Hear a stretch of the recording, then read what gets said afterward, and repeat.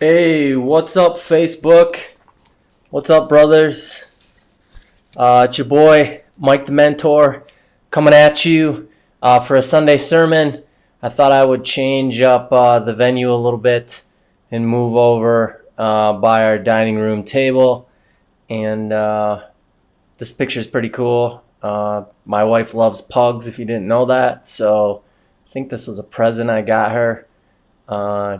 I don't know, we'll just call him Rufus, right? So post it up underneath Rufus.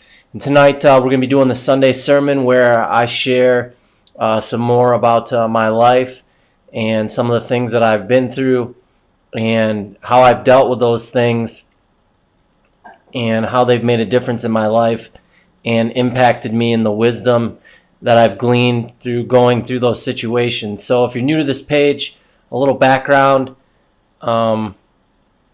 I had a pretty crazy life growing up, a lot of dysfunction, a lot of tragic events, maybe more than most people go through in their entire life.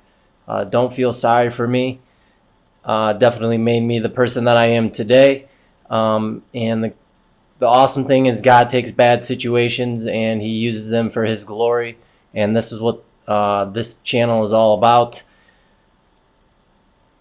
I've been pondering for the last 3 years probably, why can someone who is born into a situation like I was born into, who goes through some of the things that I went through, come out on the other end of it and make something out of their lives, right? Want to be a productive member of society, hold down a good job, raise a family, be a good friend to others, make a difference in society, those types of things. And the more I thought about it, I was able to identify two things in my life.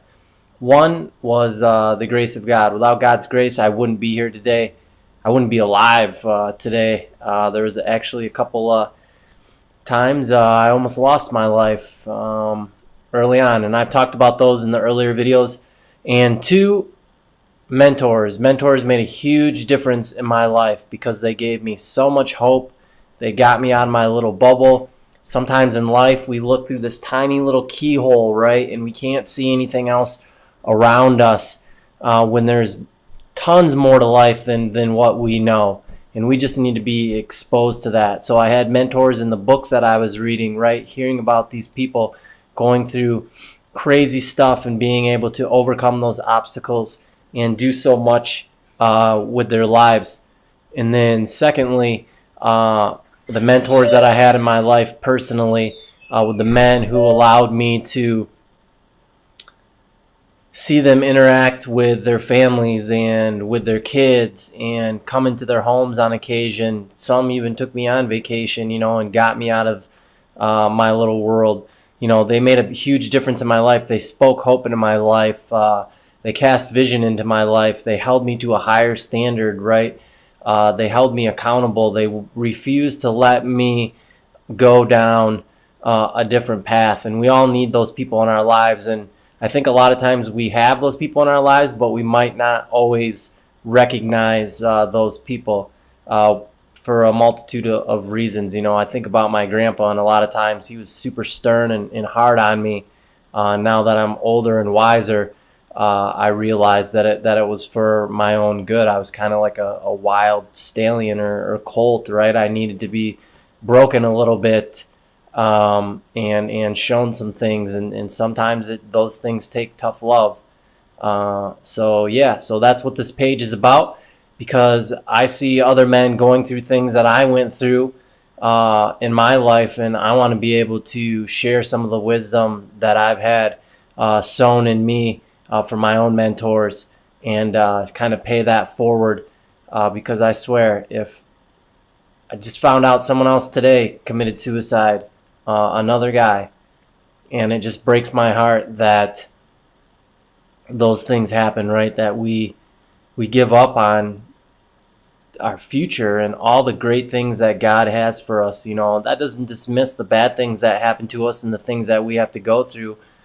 But those things refine us, and they make us better, and they make us able to be better people, right? How can you know what love is if you've never been hurt? How can you know what good is if you don't know what evil is? you need a little bit of those things. Life can't be perfect, because then I think you take things for granted. It's very easy to take things for granted. It's very easy to take people in your life for granted. So I'm not going to preach at you about that tonight, but that's what this page is about. I encourage you to follow me along as I do videos and post every single day for 2019. So here we are. We're in week 14. We made it. This is the Sunday sermon, so let's dig in. Actually, I should probably share my screen with you guys first. All right. So we have the Sunday sermon, week 14, breaking generational curses, and this is really cool, and this is how good God is, right? So I've shared numerous times how I grew up without a father in my life, and the impact that had on me, how vulnerable it left me, how I had this void inside me, right? I wanted to feel chosen by my father, and I did a lot of things to fill that void. A lot of appropriate things and a lot of inappropriate things, as I've shared, to understand that, right? Every boy wants to know his father. I don't care who you are. There's that connection that God puts in us, and it's a powerful connection. So this is a picture from my wedding. Rocking those J's. I know you're jealous, but I look good. And that little guy right there is actually my stepson Anthony, and that's the only time you're going to hear me refer to him as my stepson. I think of him as my son. And I'm proud to be his dad. So I got to provide you a little bit of context regarding this, and I spoke last week, right, about how I almost blew my marriage up, how we almost got divorced, and some of the things that happened during that time. And one of those things was, after I came, or after the bomb dropped, so to speak, and we moved back to Chicago, in the midst of that and trying to repair our lives, we ended up having to go to court for custody of Anthony, and that was a very trying time on me and on my wife, and on everybody involved, and on Anthony. I can't imagine what was going through his mind, or how he was feeling, because he was stuck in the middle of this, right? And that just, right or wrong, it's never fair, right, to the kids involved. So we had to deal with that, right? And it's crazy because I look back on that and it's like,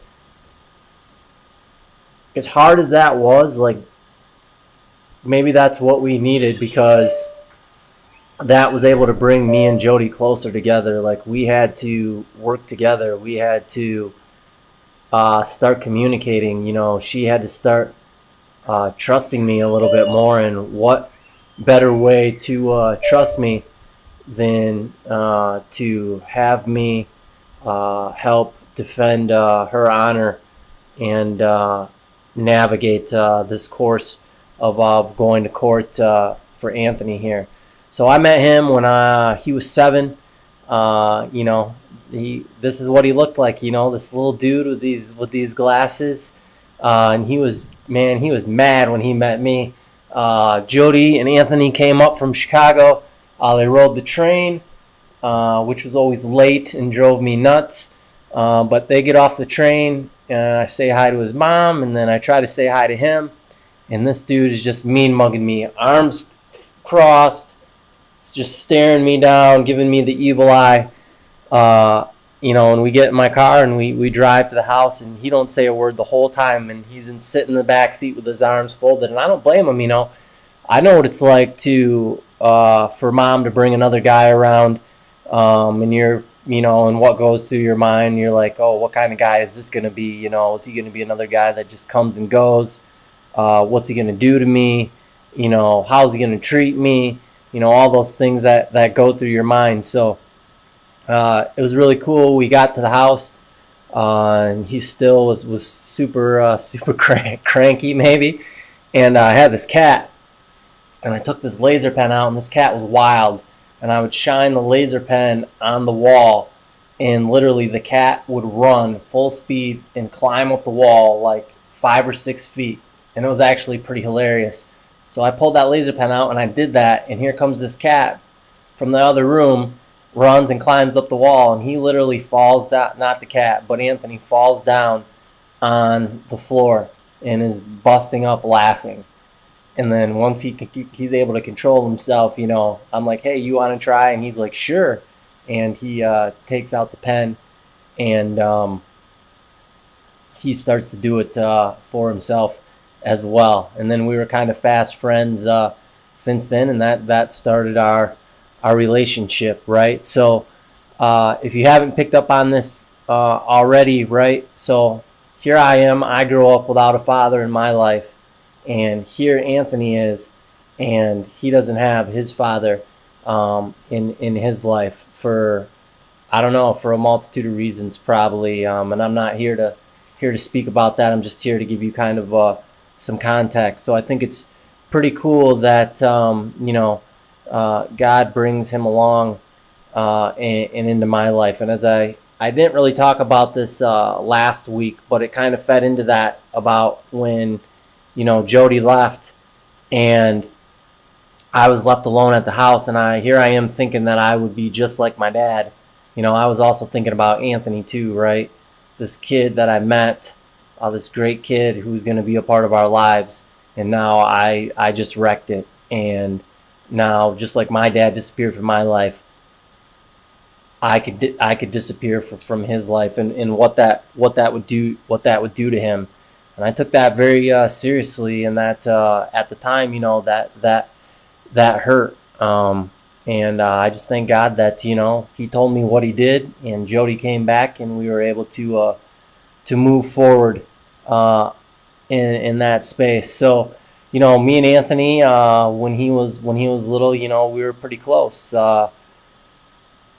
I take it very serious, even if the cool thing is I never asked him to call me dad. He could always just call me Mike.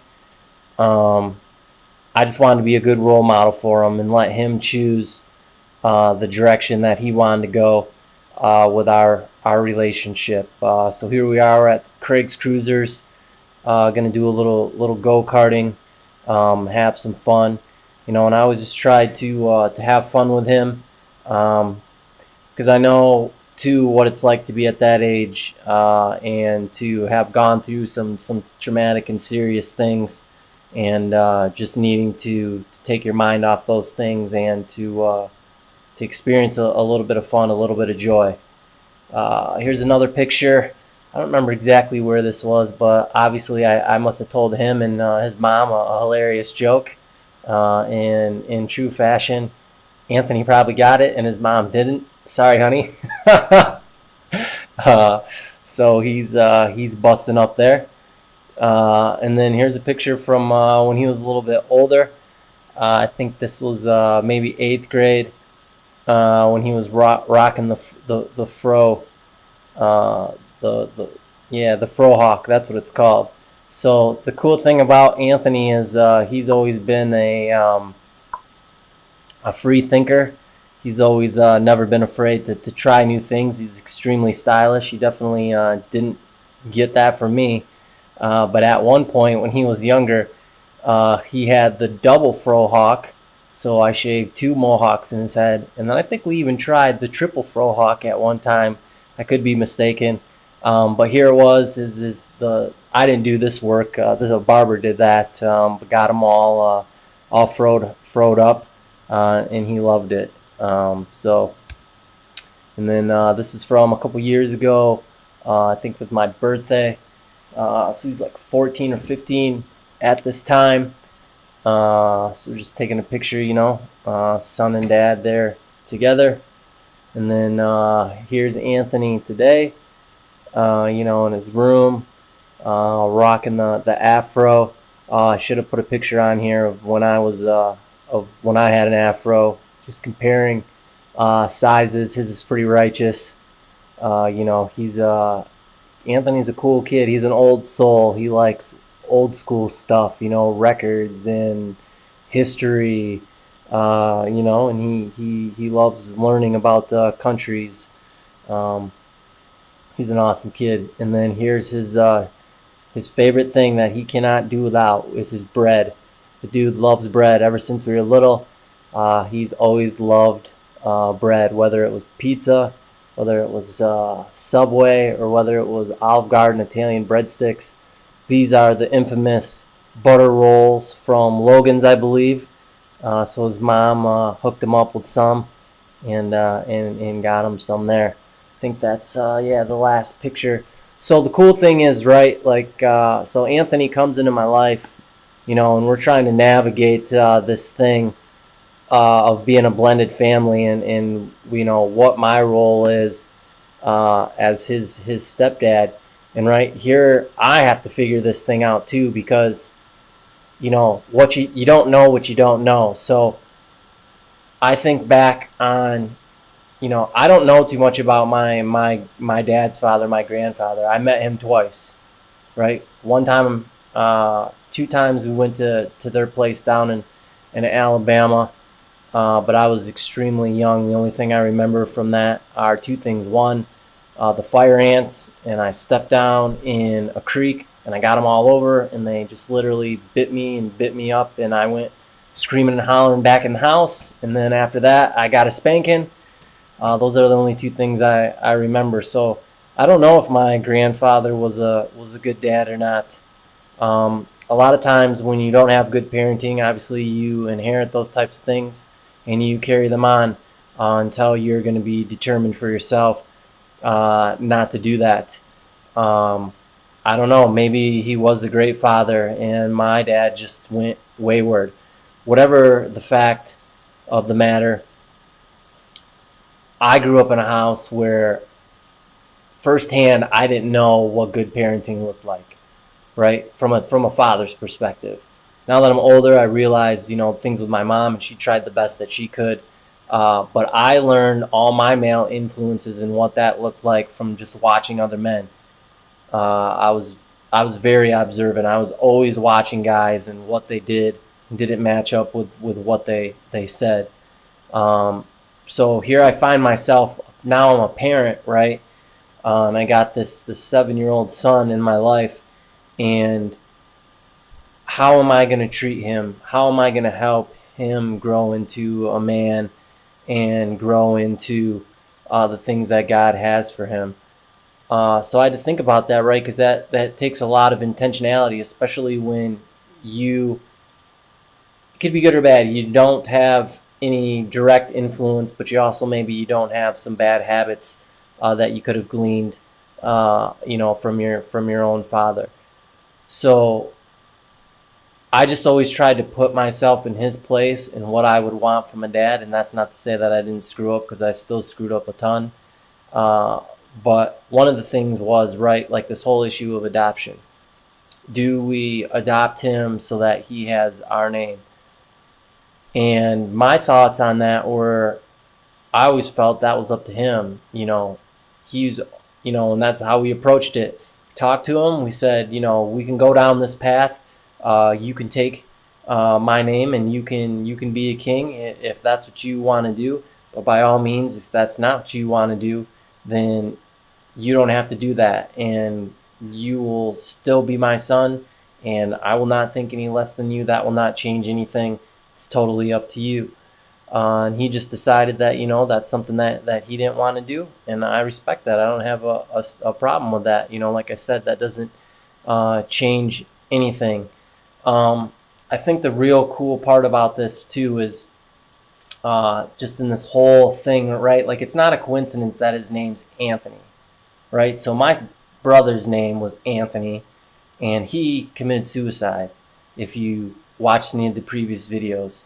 And now here we are, right, all these years later, and I have a young man come into my life whose name is Anthony. and then with a lot of similar mannerisms. The humor, the style. My brother's very stylish. The love for certain things. Just things there, right? That I just think is like I just think it's crazy. That happened. Um, so with him growing up and me being a part of of his life, uh, we've tried to do some intentional things. I've talked about some of those before, right, on Tuesday Thoughts, right? This idea of having a manhood ceremony. Only one man can bestow manhood on another man. And what does that look like? And how old are you when you do that? So we started that when he was 13.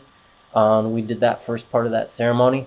And then we're going to do the second part here when he turns 18 here in a couple months, which is going to be real cool as well, and kind of help him lay these milestones or these markers down in his life at these vital points that he'll always be able to look back on and reflect and have some direction, some good solid direction moving forward. So I'm going to end tonight with one last thing. And this is part of the breaking the generational curses, right? So I spoke about before about my relationship with Anthony, and then his relationship, right, with his dad. Every boy wants to know their father. And I knew that there would come a point in time where he would start asking those questions. And we approached that point. And it's really cool that me and him have the type of relationship where I can just be open and honest with him. And if he wants to talk, he can just come to me and say, "Hey, Dad, can we take a drive and talk about something?"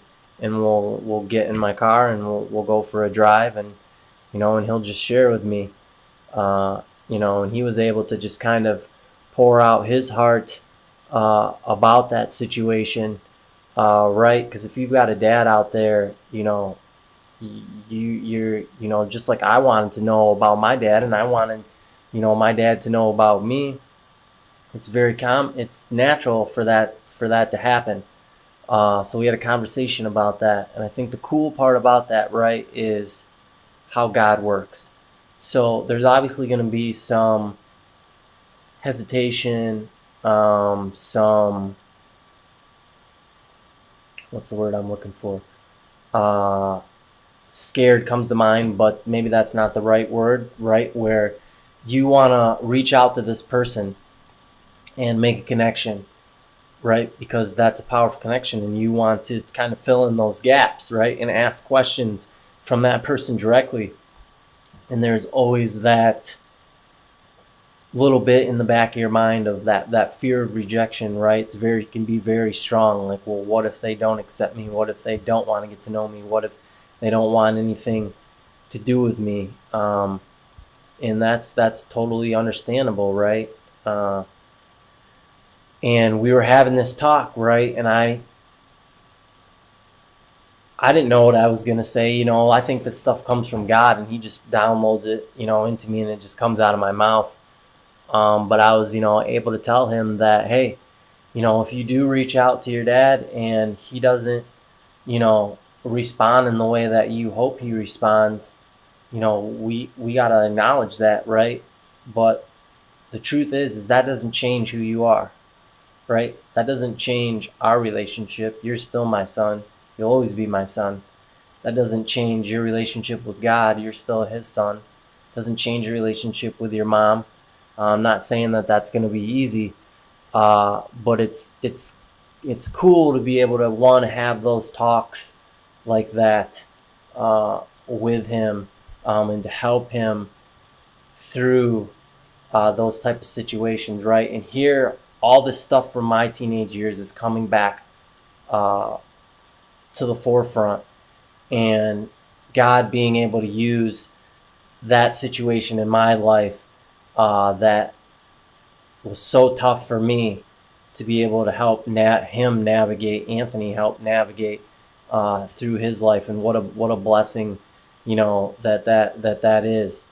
And you know um, that's also why I'm very serious about my marriage with Jody, because I recognize that it's not just my marriage with her, right? Like, I tell her all the time, like, we're breaking generational curses. We are growing a new branch in our family tree, something that is going to start and carry on down through the next generation and the generation after that.